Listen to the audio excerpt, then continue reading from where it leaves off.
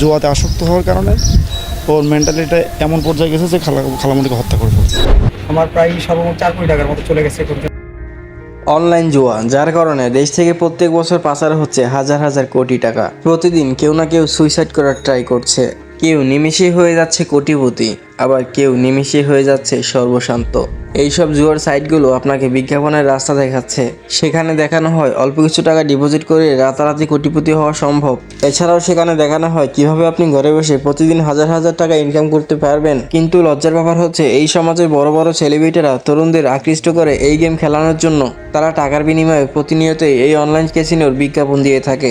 অর্থাৎ তারা বিজ্ঞাপনের মাধ্যমে আমাদেরকে ইমপ্রেস করছে জুয়া খেলানোর জন্য। কিন্তু এই অ্যাপগুলোর প্রধান উদ্দেশ্য হচ্ছে আমাদেরকে কোটিপতি বানানো নয়, বরং তাদের উদ্দেশ্য হলো আমাদের পকেট থেকে হাজার হাজার টাকা লুটে নেওয়া। এবার প্রশ্ন হলো, কেন মানুষ না চাওয়া সত্ত্বেও বারবার এই জুয়ার প্রতি আকৃষ্ট হয়ে যাচ্ছে? কেন তারা জুয়া খেলতে না চাওয়ার পরও নিজেদেরকে আটকাতে পারছে না? আর সব থেকে গুরুত্বপূর্ণ প্রশ্ন হচ্ছে, কেনই বা প্রশাসন এটাকে বন্ধ করার চেষ্টা করা সত্ত্বেও এটাকে বন্ধ করতে পারছে না? চলুন এইসব কিছুকে নতুন করে এক্সপ্লোর করা যাক। বাংলাদেশ, যেখানে 20 লাখেরও বেশি মানুষ অনলাইন জুয়ায় আসক্ত। আজকাল জুয়ার বিজ্ঞাপন দেখা যায় টিভি, মাঠে কিংবা ক্রিকেটারদের জার্সিতেও। মজার ছলে এই জুয়া উপভোগ করা কিংবা অল্প কিছু টাকা ইনভেস্ট করে এই জুয়া খেললেই তারা আসক্ত হয়ে যাচ্ছে এই জুয়ার প্রতি। দেশের বিভিন্ন অঞ্চল থেকে প্রতিনিয়ত খবর আসছে নিঃস্ব হয়ে যাওয়া, সুইসাইড করা, নেশাগ্রস্ত হয়ে পড়া ইত্যাদি ইত্যাদি। এমনকি জুয়ার টাকার জন্য ফ্যামিলিকে মারধর করা, এমনকি হত্যা করার মতো জঘন্য কাজের কথা। তবে এসবের পিছনে কি শুধু তরুণরাই দায়ী? আমরা কি দায়ী নই? বর্তমানে ইউটিউব, ফেসবুক, টিকটক এমন হাজার হাজার কন্টেন্ট ক্রিয়েটর রয়েছে যারা অল্প কিছু টাকার জন্য এই জুয়ার বিজ্ঞাপন ছড়িয়ে দিচ্ছে, অল্প কিছু টাকার জন্য এসব অনলাইন জুয়াকে প্রমোট করছে।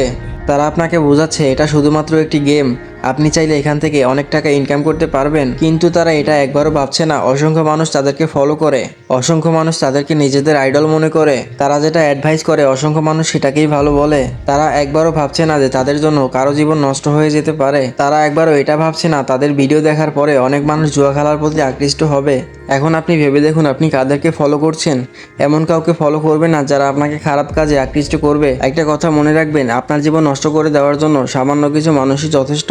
কিন্তু এইসবের মাঝে একটা প্রশ্ন থেকেই যায়, কিভাবে এই প্ল্যাটফর্মগুলো মানুষকে এত এত আকৃষ্ট করছে? এইসব জুয়ার সাইটগুলো কি এমন টেকনিক ব্যবহার করছে যার কারণে আপনি জুয়ার দিকে আসক্ত হয়ে যাচ্ছেন?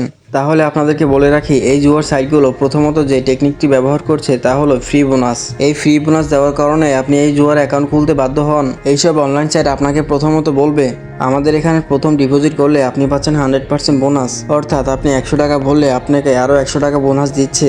মূলত এর কারণেই বেশিরভাগ মানুষ এই জুয়ার অ্যাকাউন্ট খুলতে বাধ্য হয়। তারপর আপনি ভাবছেন 200-300 টাকা তো বেশি কিছু নয়। তারপর আপনি এটা ভেবেই খেলা শুরু করে দেন। তারপর আপনি প্রথম কিছু টাকা জিতে যান। তারপর আপনার মনে হতে থাকে, আরে এটা তো অনেক ইজি, এখান থেকে চাইলে আপনি অনেক টাকা ইনকাম করতে পারবেন। আর কখন যে 50 টাকা 50,000 টাকা হয়ে যায় তা আমরা বুঝতেও পারি না। একবার জিতে গেলে আরও জেতার লোভ, আরও টাকা ইনকাম করার লোভ, আবার লস হয়ে গেলে সেই হারানো টাকা ফিরে পাওয়ার আকাঙ্ক্ষা।